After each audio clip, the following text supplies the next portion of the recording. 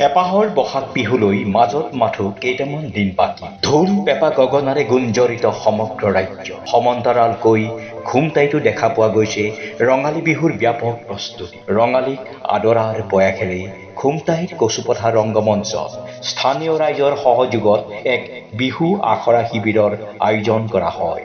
প্ৰাণৰ শিল্পী জুবিন গাৰ্গৰ সোঁৱৰণত অনুষ্ঠিত কৰা এই বিহু আখৰা শিবিৰত বিগত 7টা দিনত কণ কণ ছাত্ৰ ছাত্ৰীকে ধৰি যুৱক যুৱতীসকলক প্ৰতিভাৱান বিহুৱতী ৰিচা গগৈয়ে বিহু নাচৰ প্ৰণালীবদ্ধ প্ৰশিক্ষণ প্ৰদান কৰাৰ সমান্তৰালভাৱে উদয়মান ঢোলবাদক তথা বিহুৱা ৰক্তিম ফুকন আৰু সুমন গগৈয়ে পেঁপা আৰু বাঁহীবাদনৰ প্ৰশিক্ষণ প্ৰদান কৰে। প্ৰথমবাৰ ক'বলৈ গ'লে আৰু খুব ভাল লাগিছে। প্ৰশিক্ষাৰ্থীসকল বা ইয়াত মোৰ সহপ্ৰশিক্ষকসকল যোনসকল আছে তেওঁলোকৰ যি ছাপোৰ্ট, তেওঁলোকে যিখিনি সহায় কৰিছে সেইখিনিক লৈ মই বহুত বেছি গৌৰৱান্বিত। লগতে বিহুটিক আগুৱাই যাবলৈ বা বিহুটিক আমাৰ নাচ বা ঢোল বাদন বা আমাৰ বিহুৰ লগত জড়িত সকলোখিনি বাদ্যযন্ত্ৰক আগবঢ়াই নিবৰ কাৰণে তেওঁলোকে যিখিনি প্ৰচেষ্টা চলাইছে আৰু সেইখিনিত অভিভাৱকসকল বা হওক বা প্ৰশিক্ষাৰ্থীসকলক তেওঁলোকে যিখিনি সহায় সহযোগ কৰিছে সেইখিনিক লৈ বহুত বেছি সুখী আৰু শিকায়ো বহুত বেছি ভাল লাগিলে। এই কম দিনৰ ভিতৰতে সকলো প্ৰশিক্ষকসকল হওক বা প্ৰশিক্ষাৰ্থীসকল, অভিভাৱকসকল সকলোখিনি মোৰ একেবাৰে আপোন নিচিনা হৈ গ'ল।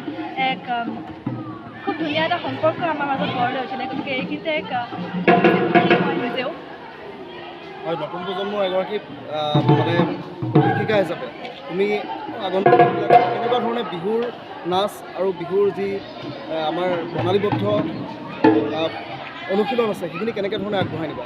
হয়, মই মোৰ সম্পূৰ্ণ মই প্ৰয়াস কৰিছোঁ। মই যিখিনি শিকি আহিছোঁ বা মই বৰ্তমান শিকি আহিছোঁ, মোক গুৰুসকলে মোক যিমানখিনি শিকাই আগবঢ়াই বুজাই মেলাই মোক আগবঢ়াই নিছে, মই যিমানখিনি জানো মোৰ অভিজ্ঞতাৰ পৰা তেওঁলোকক মই আমাৰ আগন্তুক প্ৰজন্মক মই দিবলৈ চেষ্টা কৰিছোঁ আৰু মই এই প্ৰয়াস সদায় ৰাখি যাম যাতে মোৰ পিছৰ প্ৰজন্মখিনি যাতে আমাৰ বিহুটিক আদৰি লয়, আমাৰ প্ৰাণৰ শিল্পী জুবিন গাৰ্গৰ লগতে আমাৰ বিহুটিক কৰ্মশালাৰ সামৰণি অনুষ্ঠানত প্ৰশিক্ষণ গ্ৰহণ কৰা ছাত্ৰ ছাত্ৰীসকলে সুন্দৰ বিহু পৰিৱেশনেৰে উপস্থিত সকলোকে আপ্লুত কৰি তোলে। এই অনুষ্ঠানত বিশিষ্ট অতিথি হিচাপে ঘুমটাই জিলা পৰিষদৰ সদস্য মনীন্দ্ৰ মোহন গগৈ, কঠালগুৰি উন্নয়ন খণ্ডৰ সভানেত্ৰী সংগীতা ফুকনৰ লগতে কেইবাগৰাকীও বিশিষ্ট ব্যক্তি তথা স্থানীয় ৰাইজ উপস্থিত থাকে। হয়, আমি যিমান দূৰ পাৰিলোঁ তেওঁলোকক চেষ্টা কৰিছোঁ আৰু সদায় আমি চেষ্টা কৰি যাম আৰু মই এজন প্ৰশিক্ষক হিচাপে তেওঁলোকক প্ৰথমতে তেওঁলোকৰ হাতৰ বুলনি আনিবলৈ চেষ্টা কৰিলোঁ। তাৰপিছত তেওঁলোকক আমি প্ৰতিদিনাখনে এনেকৈ এটা চাপৰ শিকাইছিলোঁ।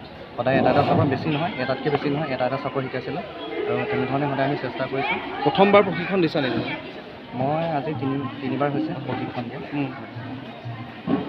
তাৰপিছত ছেকেণ্ড কথা হৈছে কি, আৰু তুমি বিশেষকৈ বিহুৰ সমান্তৰালভাৱে তুমি কবিতাও চৰ্চা কৰি আছা আৰু এই ক্ষেত্ৰত এইবাৰ জুবিন দাবিহীন প্ৰথমটো বহাগ, তেখেতৰ বাবে কিবা ক'বা নেকি? জুবিন দাবিহীন বুলি আমি ক'ব নোৱাৰোঁ, কাৰণ জুবিন দা আমাৰ প্ৰাণৰ হিয়াৰ আমঠু আৰু জুবিন দাৰ ওপৰত আমি বহুত সদায় আপ্ৰাণ চেষ্টা কৰিছোঁ জুবিন দাক সদায় জীয়াই ৰাখিবলৈ। আৰু জুবিন দাৰ নামত মই এটা কবিতা লিখিছিলোঁ। কবিতাটো আবৃত্তি কৰি নাম মোক পাখি মেলা জীৱনটি হিংসা এখনি হৃদয়, তাতেই যেন বিচাৰি পাবা বুকুৰ স্পন্দন। মন জীৱনৰ চিত্ৰ আঁকি সোণোৱালী পাতত লিখি যাব খোজা ইউকেলিপ্টাছৰ দৰে আজি মৰিচিকা হৈ আশাৰ ৰেণু আজি চৌপাশে ফুলে পৰিব সকলোৰে অস্ফুট নয়নৰ তিক্ত টোপা নিষ্ঠুৰ নিয়তি ক'তনো বুজিব বুকুত লৈ আছোঁ যে কত বেঠে নিদিম আকাশৰ দৰে মিচিকীয়া হাঁহিটোৰ যেন দিশহাৰা হৈ পৰিব বা গুৰুত্ব হৈ গ'ল সকলো কাহানিও ঘূৰি নাহে জীৱন পাতৰ এই দুৰ্লভ সৃষ্টিবোৰ মাথো অগ্নি থাকি কৰি চিৰদিনৰ বাবে হৈ পৰি নীৰৱে চৌপাশে যেন কেৱল অন্ধকাৰ দিছে অসমীয়া অতি সময় সঁচা খবৰ সহি নিজিব কিয় দিনে চবতেই ভাগিব লাগিব সকলো বেদিলৈ সেৱা এই আছিলে জুবিন দাৰ প্ৰাণৰ হিয়াৰ আমঠু। Bureau report news now 24/7।